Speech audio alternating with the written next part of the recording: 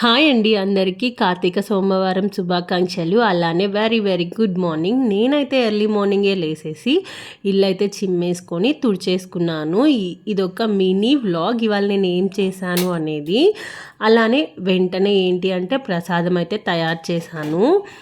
ఇవాళ ఏంటి అంటే స్వామివారికి పాయసం అయితే చేసి అయితే పెట్టాను. బెల్లంతో అయితే పాయసం అయితే చేసి పెట్టాను. ముందుగా ఏంటి అంటే సగ్గుబియ్యం ఉడికాక డ్రై ఫ్రూట్స్ అలానే సేమియా అయితే బాగా అయితే ఫ్రై చేసుకున్నాను గీలో.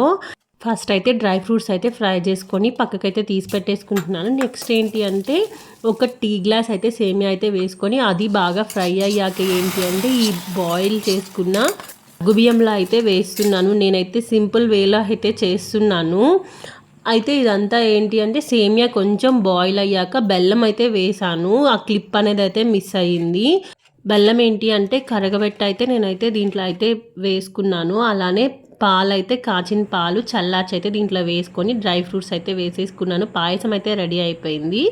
పాయసం రెడీ అయ్యాక ఏంటి అంటే దేవుణ్ణి అయితే అలంకరించుకున్నాక బయట ఏంటి అంటే ఎర్లీ మార్నింగ్ అని చెప్పాను కదా, ఇక్కడైతే బయట గడపట అయితే ముగ్గు అయితే వేసుకొని ఇక్కడైతే దీపారాధన అయితే చేసుకున్నాను. ఇక్కడ దీపం పెట్టుకున్నాక ఇంట్లో అయితే దీపం పెట్టుకున్నాను.